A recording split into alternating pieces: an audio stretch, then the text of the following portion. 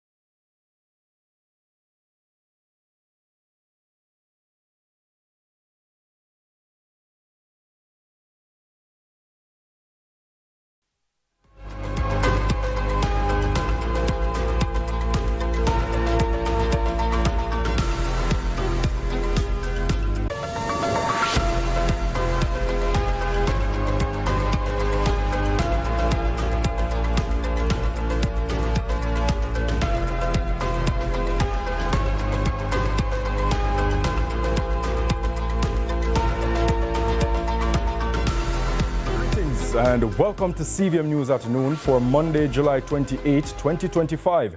I'm Ronaldo Adams. Thank you for joining us.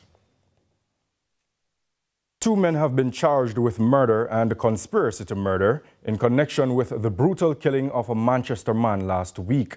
Dead is 35-year-old Aeon Baxter, who was attacked and fatally stabbed on Tuesday night. Charged are 51-year-old Jason Robinson, known as Yankee or Brown Man, a laborer of Bethel Heights, Newport, Manchester, and 33-year-old Okeem Swaby, otherwise called Okra, a construction worker of Perthland Drive, Mandeville. According to reports from the Mandeville police, Baxter was walking along a roadway at around 9:05 p.m. when he was approached by the two accused and another man. The group reportedly launched a violent attack, stabbing him multiple times in the head, back, and other parts of his body. Baxter was taken to hospital where he was pronounced dead. Investigators say CCTV footage captured the incident, leading to the arrests of Robinson and Swaby. A third man, who was also taken into custody, has since been released pending further investigations.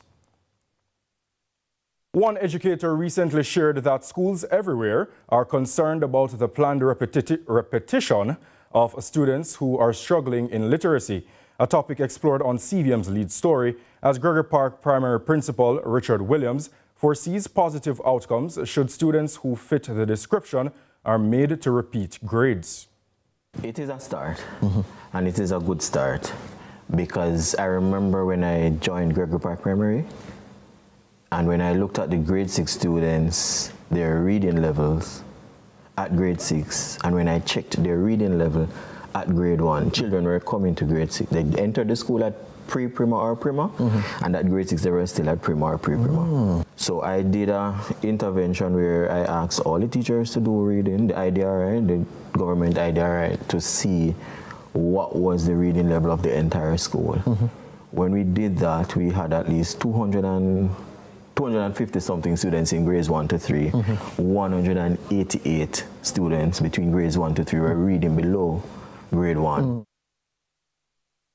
Well, Principal of Charlie Smith High, Christopher Wright, reasons parental support is needed to facilitate any student's repetition. Many interventions would have been put in place by government and private sector and schools and different educational leaders. And I think most times we leave that most important variable of parental support, and I think nothing will happen unless we find a way to hold parents accountable. They are a vital part of this equation, and I think they don't take enough responsibility. Ill-advised and poorly thought out. That's how Government Senator Marlon Morgan is describing a recent plan announced by PNP spokesman on education, Senator Damian Crawford, to extend the school day by 2 hours.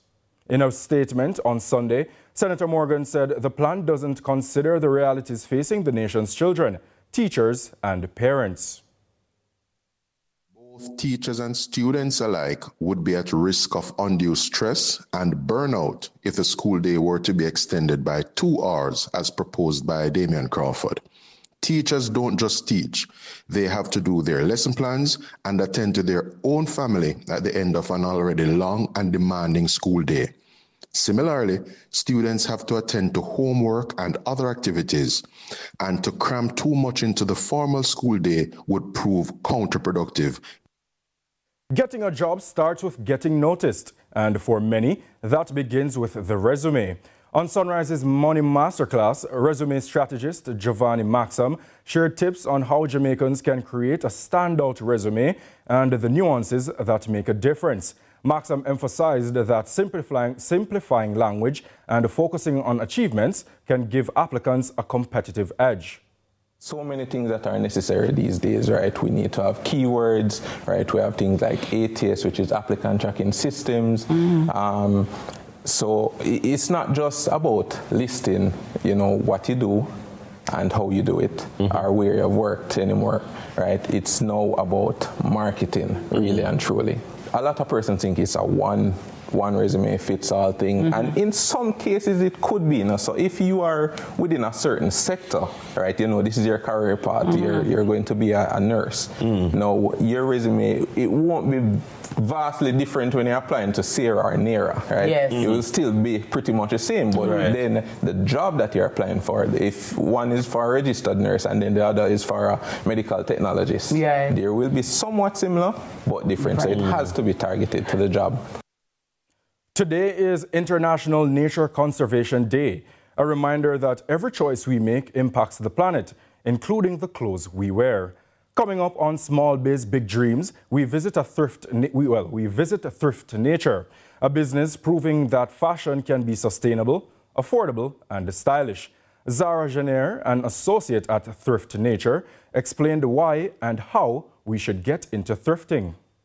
Inspired and come here and get inspired by the energy that's in here, gravitate to the patterns, the fabrics, touch, try on. There's like something going around right now, like this is not my real fashion, I just don't have money yet. You have enough money for thrift nature. You have enough money to buy unique, beautiful pieces here and have fun with your fashion. Just experiment. You can afford it here, and that's what this space exists for. See how one entrepreneur is changing the way we shop in small biz, big dreams during News at 7 tonight. Darrell Vaz is challenging opposition leader and the People's National Party (PNP) President Mark Golding's transparency regarding his true citizenship. Speaking at the JLP East and West Portland Gospel Concert last night, Vaz questioned where exactly Golding's allegiance lies. And I'm raising it tonight as an item that must be dealt with by civil society and not on the political platform.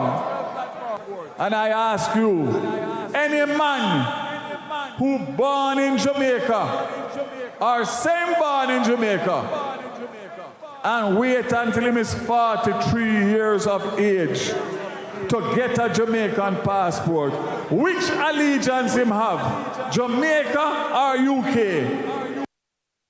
Taxi operators in the Trelawney Bus Park are voicing their frustrations over what they say is a long-standing issue: the lack of proper shelter at the facility. Drivers say they've been braving the sun and rain for far too long, and the situation is not only uncomfortable, but unsafe for both operators and commuters. It's a concern. We have been talking about it because sometimes the rain just comes down suddenly, and then many of us have to run to our vehicle. What about the people, where the shelter is concerned? Sometimes what they do, people don't want to come on here when it's raining. So they have to find somewhere else for them to shelter. And I know that they can do something where the park is concerned. They can do something. Make the shelter. If they respect people in the attack, come in, make shelter for the people. We need the shelter. It's not a matter of want. We need shelter within the park to shelter us from the sun and from the rain. You're watching CVM News at noon, but we're up on a quick break. We'll be right back.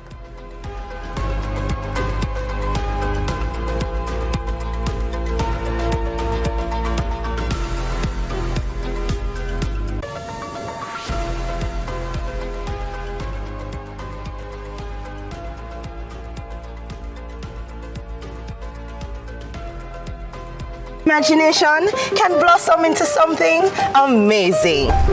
Where you can get tertiary level education at a practical level. Where you can be as creative as you dare. Harnessing cutting-edge technology. To create world-class entrepreneurs and critical thinkers. Where even lecturers gain benefits. One strict, one slick, and the other. Ghetto Misfits presents Leslie Last Boy. One son with 3 fathers. The hilariously moving Father's Day stand-up comedy special with IT Ellis plus surprise guests. Leslie Last Boy. One son with 3 fathers. Sunday, June 15, Courtney Auditorium. Gates open 5 p.m. Showtime 6:30 sharp. Get your tickets now at SpurOpen.com. Info line 876-542-4160. Laughter guaranteed. Denby Show 71. The Jamaica Agricultural Society, in association with the Ministry of Agriculture, Fisheries and Mining, presents Denby 71, August 1 to 3, 2025. Denby Showgrounds, Mape and Clarendon. It's a family affair, from livestock competitions, agricultural displays, National Farm Queen competition, Kiddies Village, Health and Wellness Village, and much more. Closing the show is the High Pro Denby Gospel Extravaganza. Admission adults 1,500, children 600 at the gate. Denby 71, August 1 to 3. You don't want to miss this. Welcome to our place, where your imagination can blossom into something amazing. Where you can get tertiary level education at a practical level. Where you can be as creative as you dare. Harnessing cutting-edge technology. To create world-class entrepreneurs and critical thinkers. Where even lecturers. One strict, one slick, and the other. Ghetto Misfits presents Leslie Last Boy. One son with 3 fathers. The hilariously moving Father's Day stand-up comedy special with IT Ellis plus surprise guests. Leslie Last Boy. One son with 3 fathers. Sunday, June 15, Courtney Auditorium. Gates open 5 p.m. Showtime 6:30 sharp. Get your tickets now at SpurOpen.com. Info line 876-542-4160. Laughter guaranteed. Denby Show 71. The Jamaica Agricultural Society, in association with the Ministry of Agriculture, Fisheries and Mining, presents Denby 71, August 1 to 3, 2025. Denby Showgrounds, Mape and Clarendon. It's a family affair. From livestock competitions, agricultural displays, National Farm Queen competition, Kiddies Village, Health and Wellness Village, and much more. Closing the show is the High Pro Denby Gospel Extravaganza. Admission adults 1,500, children 600 at the gate. Denby 71, August 1 to 3. You don't want to miss this. Attention registered voters! Remember to collect your renewed voter ID card before the upcoming general election. If you registered to vote in 2016 or after and did not get your new ID card, it may have been automatically renewed. Simply visit your EOJ constituency office to collect your voter ID card. Contact the Electoral Office of Jamaica at 888-991-VOTE or 922-0425-9 for more information. The time by Subaru is 12:15.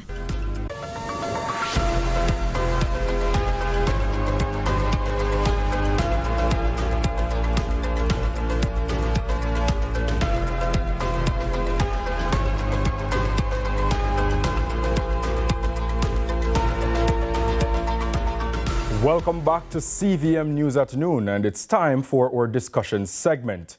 The Caribbean Investment Forum will be held at the Montego Bay Convention Center on July 29 to 31, 2025, under the theme Smart, Green, Connected.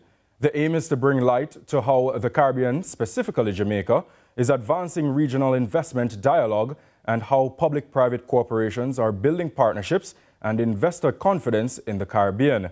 Here to tell us more about the event is Dr. Damie Sinanan, Executive Director of the Caribbean Export Development Agency, CEDA. Welcome, Dr. Sinanan. Hey, well, thank you so much for having me. It's certainly a pleasure to be here with you this afternoon. Excellent. Let's get right into the meat of the matter, shall we? Given the evolving global economic landscape, how do you see the Caribbean Export Development Agency's role in transforming the region into an integrated, investment-ready space? Well, if we look at what's going on in the world today, we really see that business is certainly changing with what's going on in the US, with all of these tariffs and these trade wars, what's going on in Europe, what's going on with all the different political upheavals. It's really going to create an environment of uncertainty for businesses, especially small businesses in the Caribbean region. Caribbean Export's role is to really help our companies navigate these turbulent times and really understand what are the opportunities that are available to them. And the Caribbean Investment Forum really presents that opportunities in one space in Montego Bay over the next 3 days. And what are the key metrics that you're tracking to measure this transformation, Doctor? Well, for the Caribbean region, we really have to build resilience because we know our businesses, they are vulnerable to basically everything under the gun. The aim of the CIF is to really attract investment in these transformational sectors. So to answer your question, a key metric will be the level of investments that we get coming out of CIF. So to achieve that, we're going to have businesses. We encourage your listeners to attend. We will have foreign investors. We will have businesses from abroad who are here and to do business in the Caribbean region. So it presents an excellent networking opportunity where deals can be struck and we can get that much needed capital into the Caribbean region. Excellent, excellent. What are some policy or legislative advancements by CARICOM in the past year or so to enhance the region's collective investment attractiveness and reduce barriers to cross-border investment?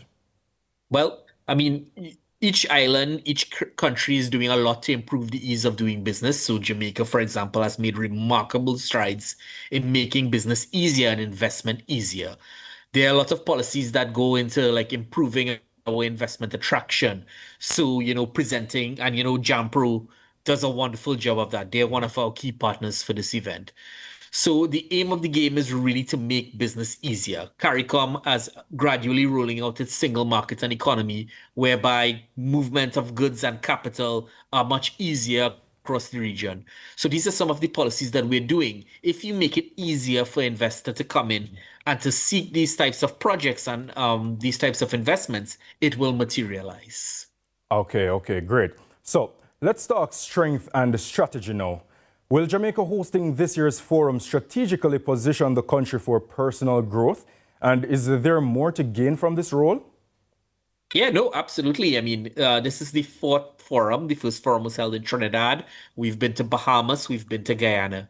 And each, even though it's a Caribbean investment forum, obviously being the host, gives the unique opportunity to present what your country has to offer. So Jamaica has that unique benefit of being the host, especially when it comes to Jamaican businesses, because you don't have to travel cross borders to attend the CIF. You can just come to Montego Bay and take advantage of the Caribbean Investment Forum.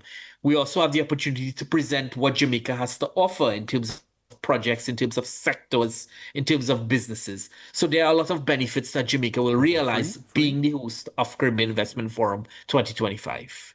Who can come and visit for free, Dr. Sinanan? Well, there's a cost attached to it. And the reason why there's a cost attached to it is that there needs to be value.